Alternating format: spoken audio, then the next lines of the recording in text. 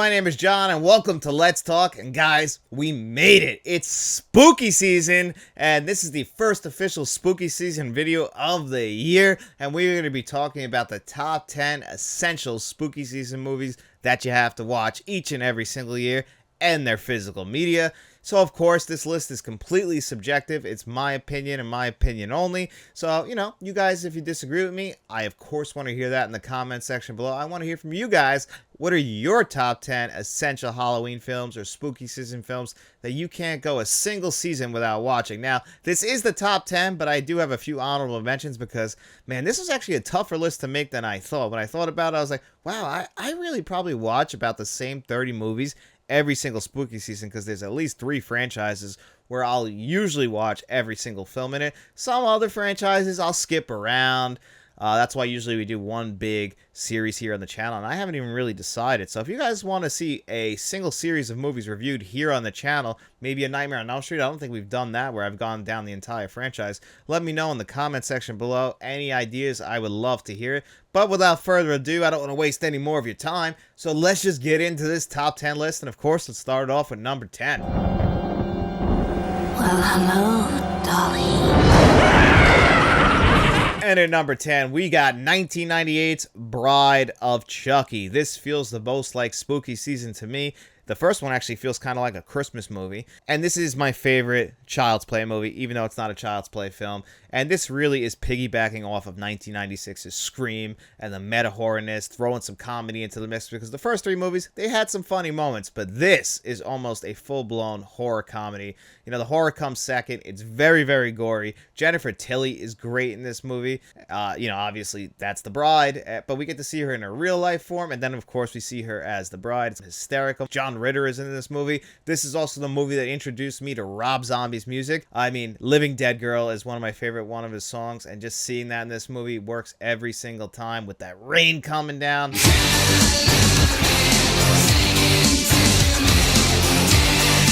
I mean, a lot of this movie takes place in a graveyard. It just feels like spooky season, and this Shout Factory 4K Blu-ray is fantastic. Hocus Pocus. Into the night!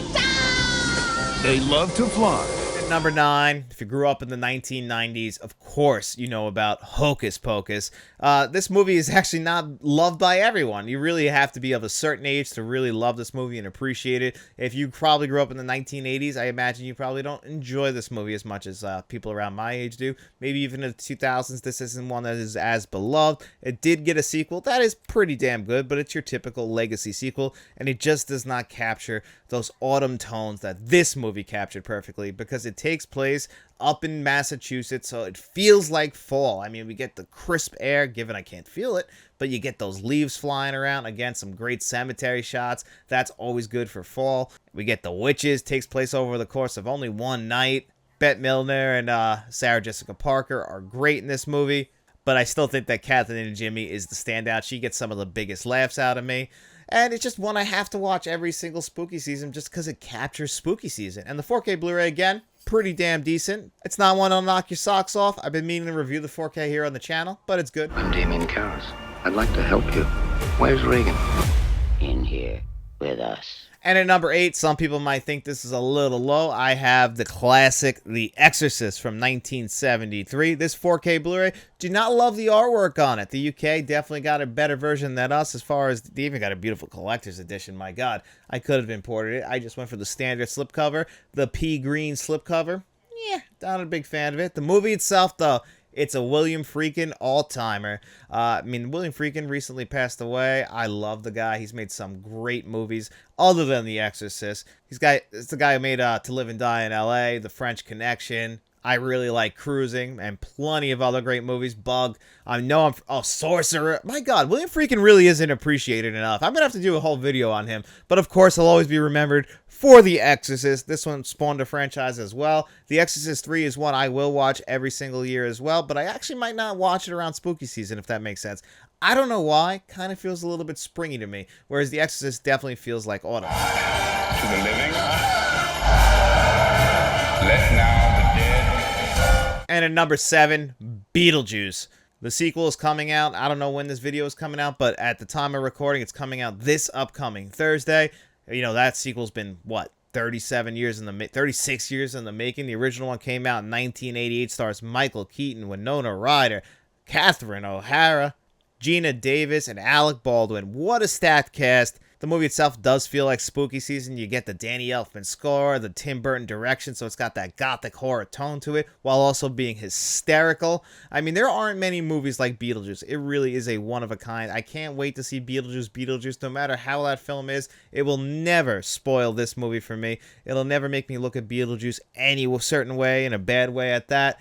And it's just a classic. And this 4K Steelbook, we had a review here on the channel if you want to check that out. It's pretty good. Pictures presents Steven Spielberg's E.T. the Extraterrestrial.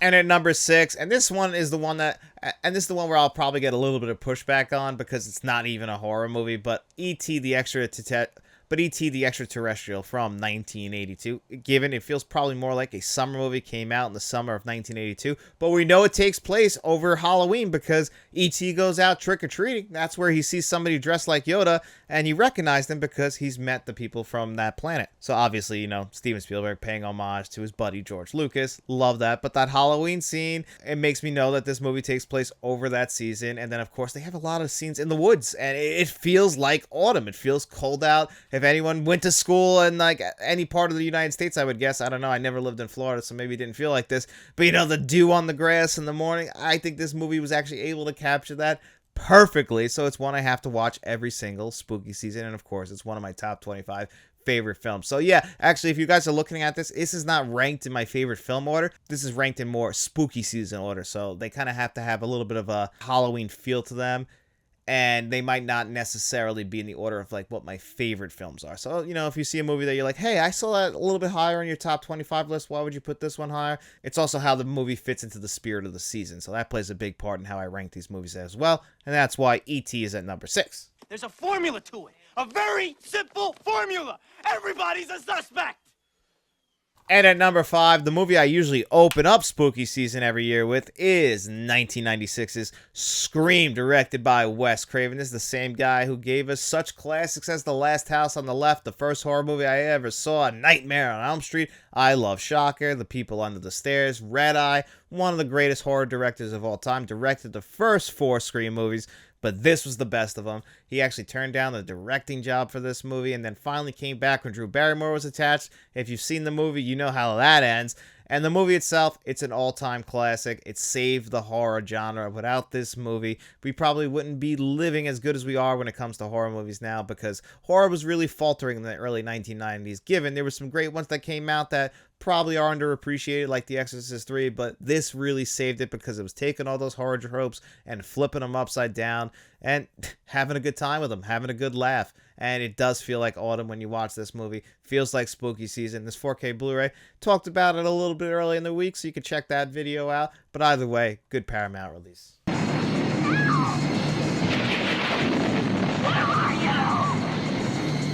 And at number 4, yeah, I don't have the 4K Blu-ray yet. It's coming out pretty damn soon, so I just have this old box set right here. And this is, of course, A Nightmare on Elm Street. Again, talking about Wes Craven. This was the first horror movie I ever saw. It's the reason why I fell in love with the horror genre. Without A Nightmare on Elm Street, I wouldn't love horror movies like I do today. This is the one that really... This is one of the cornerstones of the 1980s. One of the big 3 of the slasher genre is Freddy Krueger, along with Jason Voorhees, and from Halloween, Michael Myers. I always had a special place in my heart for Freddy. Robert Englund played this character great. This movie wouldn't be the same without Wes Craven's direction. It also was the first time a lot of people ever saw Johnny Depp. I believe this is his feature film debut. One of the most gruesome deaths in film history is in this movie. Still pretty gory today, even though it's a little bit ridiculous and over the top when you think about it, but still scary, especially the first time I saw it. When Tina dies in this movie, scared the shit out of me when I was very young. Shouldn't have been watching this movie then. And this Blu-ray, it's actually pretty good. I don't love this box set, mainly because they put 2 movies on each disc. And on the disc, it's not printed in English, so it's a little tough for me. So I'm looking forward to that 4K. You are not content with the stories, so I was obliged to come. And at number 3, I have Candyman. This is my favorite horror film of all time, starring Tony Todd, Virginia Madsen, And the reason why this movie is my favorite horror film of all time is not only how gory it is, because yes, it's very gory, but yet Candyman himself only kills one person in this movie. It's really about the legend of Candyman and what he represents. You know, Cabrini Green is a big part of this movie. Gentrification, all that stuff is deep meanings inside this slasher movie. That's essentially just taking the Bloody Mary game and, you know, turning it to Candyman. I mean, Beetlejuice, you say Beetlejuice 3 times and he'll appear, but this one you got to say Candyman. And of course, because Virginia Madsen's character, Helen, doesn't believe in Candyman, you know, he was more than happy to oblige. And he just goes in there and ruins her entire life. Just to prove a point. It's one of those movies, though, you have to see if you haven't seen it. It's got a great score. It's got 2 direct sequels that are not good, but then it's got a legacy sequel that I would argue is one of the better legacy sequels of all time. The movie came out in 1992. It's got a great Scream Factory 4K Blu-ray release that I can highly recommend. And just check out Candyman any way you can.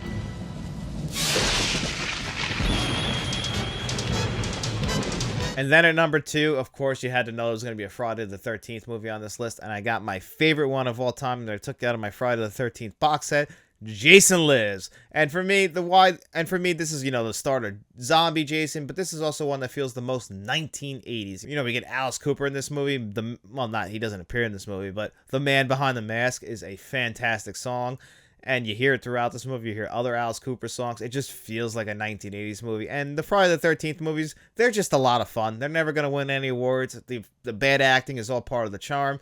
You know, we also finally get to see the actual campers, people going to camp. Before this, you know, people were just dying either on Camp Crystal Lake, or, you know, the counselors had just gotten there before the kids get there. This time, we actually have campers, and then, of course, that one shot. This is why it feels like spooky season to me. We get plenty of dead leaves early in the movie with the cemetery, when we first bring Jason back to life, and then we go into the gun barrel sequence, spoofing the James Bond franchise. Love that as well. Again, more meta stuff. Still great. This is kind of when they make that turn towards comedy. And for me, I love that turn. Now, they go a little bit too far with the next movie, but then, you know, they kind of pull it back. I enjoy Jason Goes to Hell and Jason X. I like this kind of tone of Jason. I know some people will probably still prefer the first 2 movies in the franchise. I like it when they get to 3, and for me, this is the pinnacle of the franchise. It's definitely one you should check out, especially if you're a fan of 80s movies. So maybe that's me being biased, but either way, for me, Jason Lives is by far the best one in the Friday the 13th franchise. He came home. You've got to believe me. They're going to kill us. All of us. And at number 1, I'm gonna cheat, but come on, it's spooky season. It's all built into Halloween. And my favorite Halloween film is Halloween 3, Season of the Witch. That's my favorite in my heart. Is it the best of them? No, of course not. John Carpenter's Halloween is an essential Halloween film. It's also an essential horror film. Without this movie, we wouldn't get the big slasher boom in the 1980s that would eventually lead to Scream. Without this movie, we wouldn't have all of that. We wouldn't have A Nightmare on Elm Street. We wouldn't have the Friday the 13th franchise, because they directly made it a Friday the 13th franchise just to make their own Halloween film. That's what they were doing. They picked a holiday. And if you ever realize, Friday the 13th really doesn't have a big part to do with those movies. You know, not like Halloween does with the Halloween franchise. And the original one, directed by John Carpenter, is an all-time classic. The Thing is still my favorite John Carpenter movie. Why isn't that on this list? That's a winter horror movie. It takes place in Antarctica.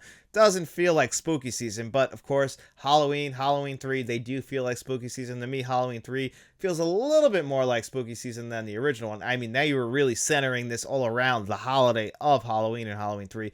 Whereas the original Halloween, it takes place on Halloween. But I mean, regardless, if Michael escaped at a different time of the year, he was going to be hunting down Laurie Strode. He just knew where he was going. That was it. The guy never learned how to drive, but he knew where he was going just because he's just evil incarnated. That's why he's just labeled the shape in the original Halloween movie. It is an all-time classic. You have to watch it each and every single spooky season. How do you not? And then I do have a few honorable mentions for you guys. 3 of them to be exact. The Silence of the Lambs. Now, the reason why this didn't make the list is because I can watch this movie any time of the year. It doesn't necessarily feel like autumn or spooky season. And, you know, it's more of a thriller, so I can watch it every single time of the year, although it does feel like autumn a little bit when I watch this movie. Trick or Treat. This one actually kind of hurt to leave off the list. I'm really looking forward to that Arrow Video 4K, so who knows, after I watch that, maybe this will jump a little bit higher, but I do watch this one every year. And then one that really hurt, and I mean, I had to put it at number 11, and I love this movie, is the original Evil Dead. I think this movie is an all-timer in the horror genre. This is the one that put Sam Raimi and Bruce Campbell on the map. It's amazing. It takes place in a cabin in the woods with all those dead leaves. It really does feel like spooky season and Halloween when I watch the movie. So it does hurt for me to leave it off the list, but I had to go with the 10 movies that made the list. Like I said, it was a really hard list to make, and of course I want to hear from you guys.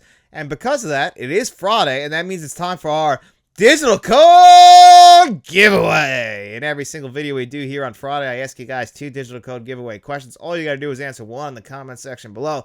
As long as you do that, you come back to Tuesday's video where I'll put your name on a magic wheel. You'll spin that. We'll spin that bad boy 2 times. The 2 names it lands on, they'll have their choice. The digital codes that you've seen on your screen before you today.